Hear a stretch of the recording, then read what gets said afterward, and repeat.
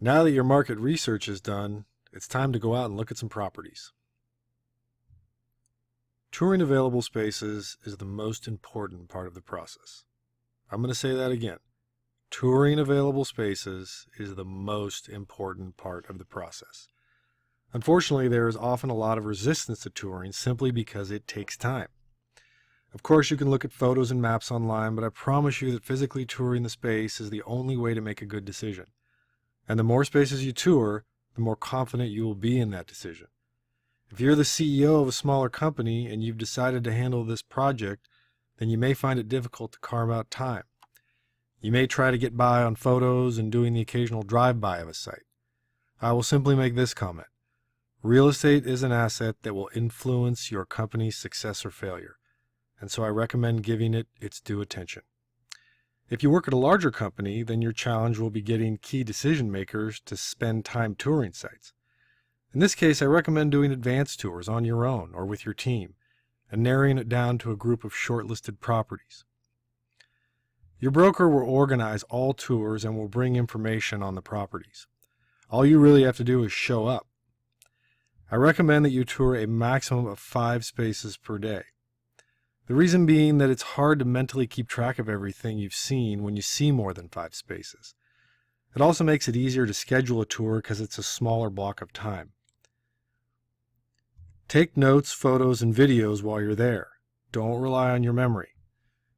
Finding office space can take many months, and so it's easy to forget what you've seen and how you felt about it. When I started in this business, no one had smartphones with cameras or video. In fact, some people didn't even have a cell phone. If I wanted images of what we toured, I would have to take photos with a conventional camera and then have the film developed at a photomat. Can you imagine that? Now we all carry a camera and a video recorder in our pocket. Take advantage of that convenience when you're touring. It really does help. If the market is hot and vacancy rates are low, then you might have to look at new projects, and that means touring construction sites. So be prepared to walk through a muddy parking lot and put on a hard hat.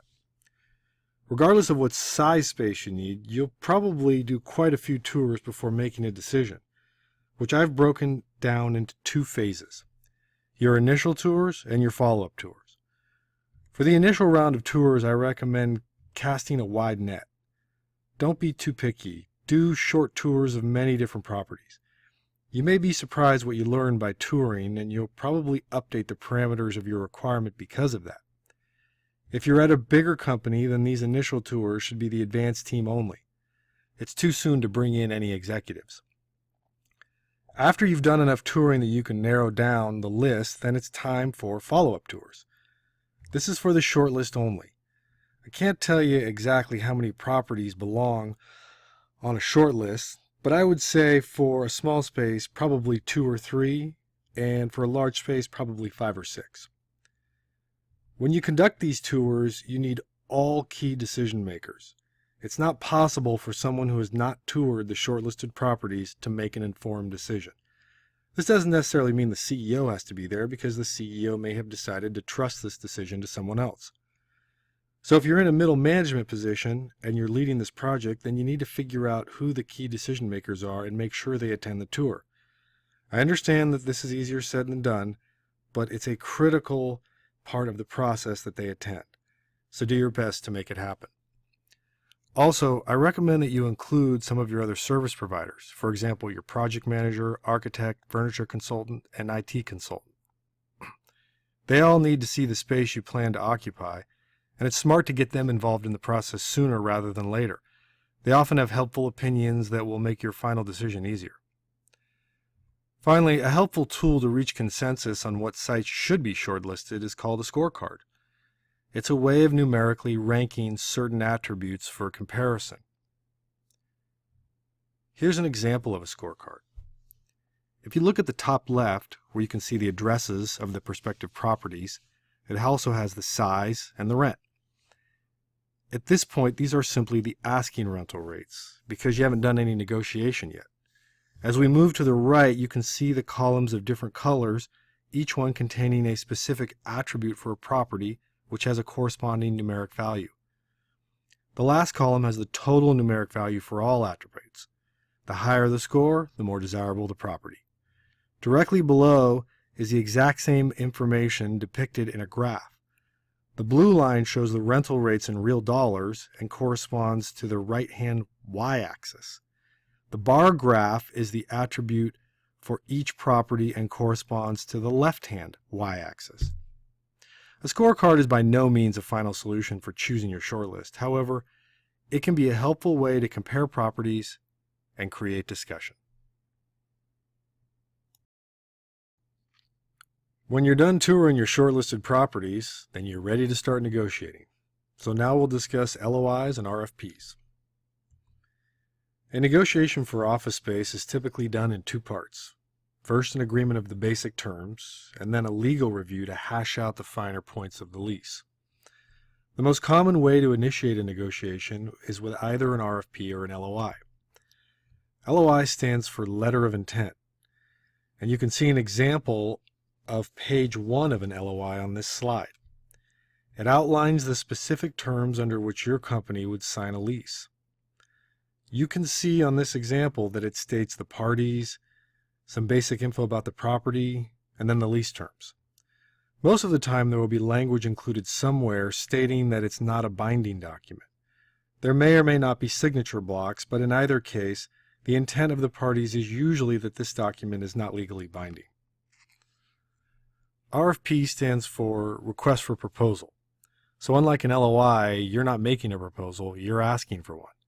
It means you're telling the landlord, we're interested in leasing your property. Can you please make us a proposal? Your RFP will outline all the terms you would like the landlord to address, but it won't specify the amounts except for square footage. So it will have a similar list of items that you see on an LOI, but the numbers won't be filled in. However, if you like, you can choose to stipulate some of the terms in your RFP.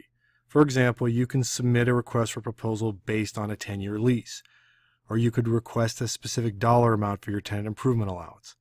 When the landlord responds to your RFP, they will respond with an LOI.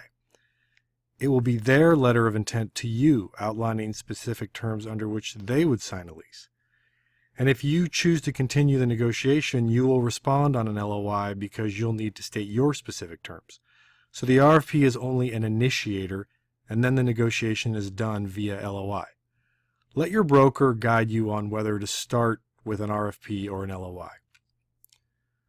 When you begin your negotiation, I recommend that you cover most of the key lease terms.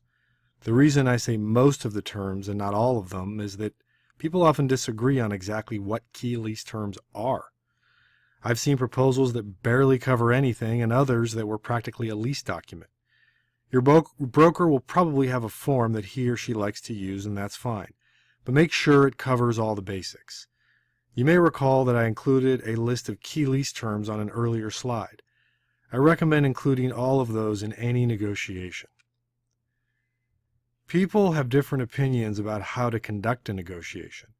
In my opinion, you should pursue multiple locations at the same time. The reason is that you need to keep your options open. It's too risky to focus solely on one location. There's nothing unethical about that, but if you're concerned about it, then you can simply disclose it. It can be a short line item in your LOI stating that you're negotiating with multiple parties. Some people believe in signing LOIs and others don't. You may encounter landlords who refuse to sign and others who will insist on it. In my opinion, all parties should sign because it shows good faith and it prevents any confusion about which one is the final version. From a legal perspective, there's a lot of gray area around the enforceability of an LOI, whether or not it's signed. So consult with your attorney about this so that you're fully informed.